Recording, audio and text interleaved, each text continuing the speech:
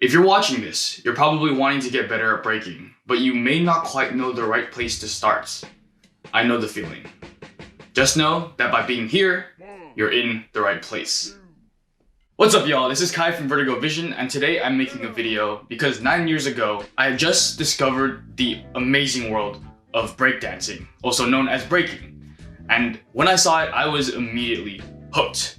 I went straight into YouTube and began consuming as many videos as I possibly could. And although I was learning move after move after move, I still realized that these moves looked half-baked and they didn't look very good, and I wasn't improving fast at all. And although these tutorials were great and super helpful, I would later discover that there was something really important that I wasn't getting from any of them. And that something was a sense of direction. So whether this is your first ever breaking tutorial, you're very lucky if it is, or you've been practicing for a while now, this video is going to show you how to quickly and effectively learn breaking so that both muggles and breakers will be impressed by your moves. I highly recommend you take notes. It will help a lot.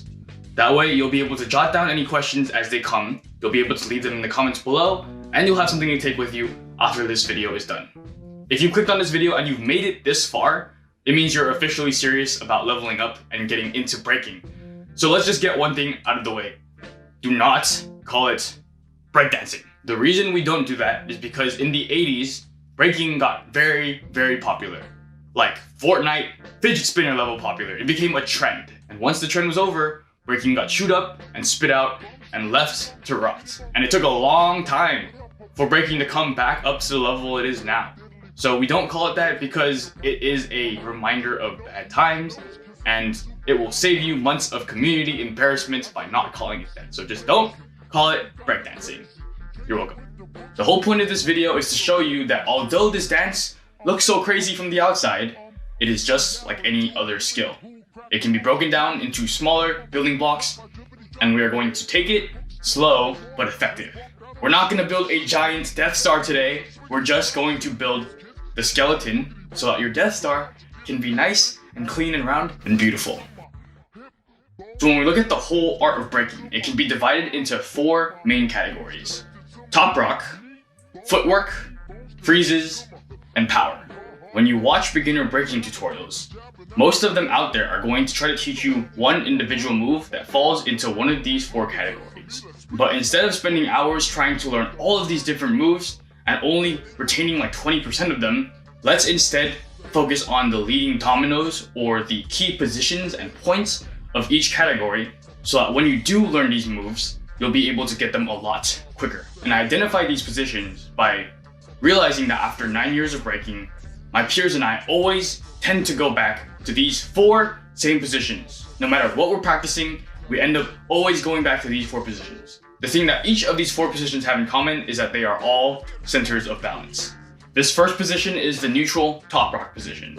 It's nothing special, it's mostly just standing up and making sure that you can maintain your balance.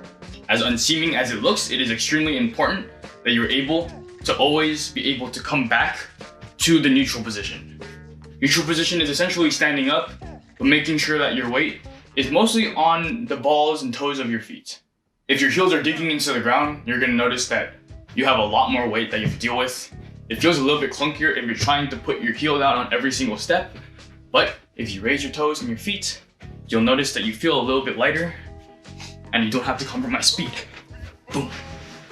Practicing your top rocks with the neutral top rock position in mind increases your understanding of balance and form. It's also going to help you get down easier and with balance.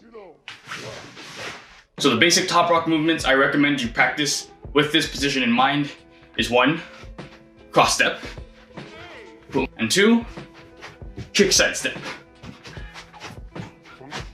And I'll leave some links below of good tutorials that I think can teach that move.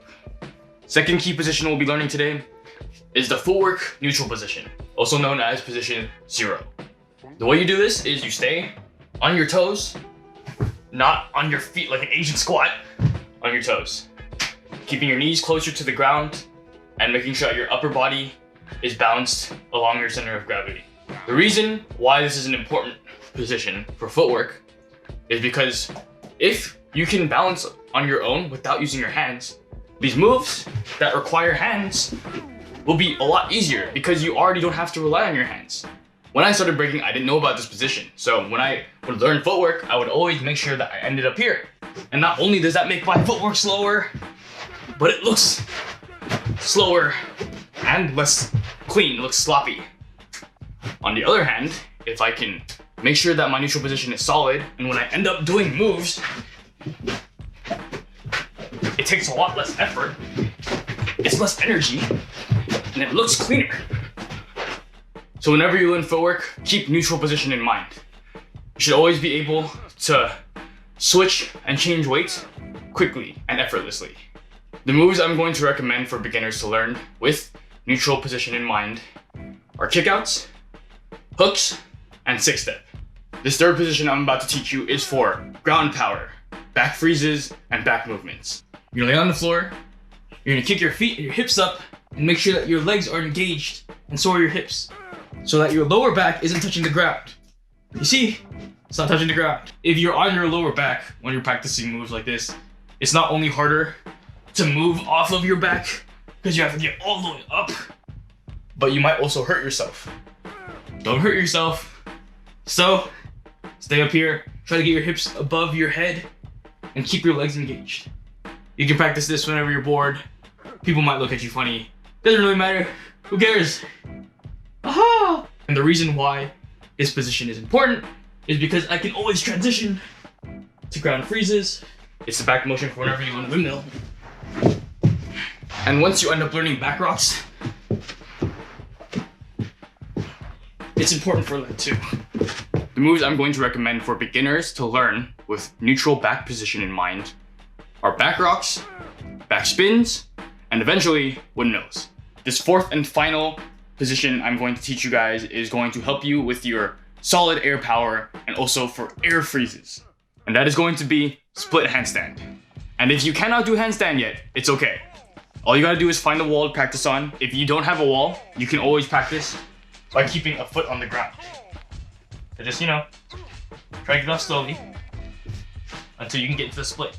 What mastering the split handstand is going to do for you is help you improve your leg form by keeping them engaged, just like you were on your back, which is going to improve your power moves, it's going to improve your freezes, and it's going to improve your air control, which is going to help you with moves like flares, swipes, and other power moves that require you to be on your hands and off your feet.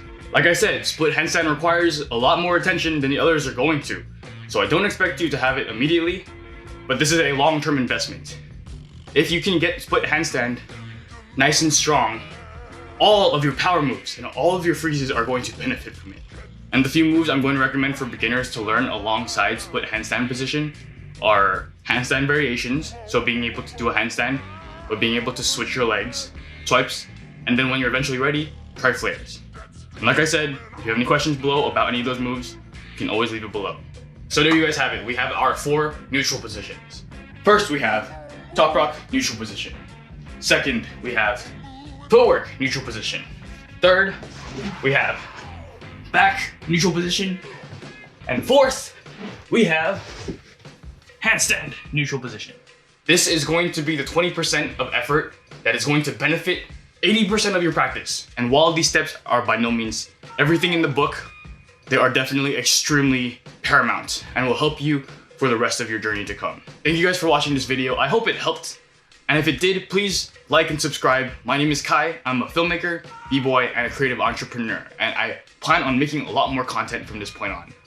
And if you're really, really serious about improving, you guys, you're gonna wanna follow The Crossroads. The Crossroads is a platform that I have started with my friend, Nico, who is an amazing international level b-boy. And together we're trying to create a platform that will help enable you guys to unlock your best self. And that is where more educational and inspirational content will be going, including my podcast.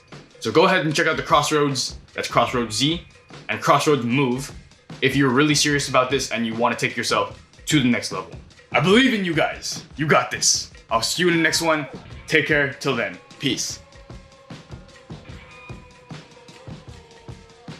I was learning all of these different moves, and I need to sneeze.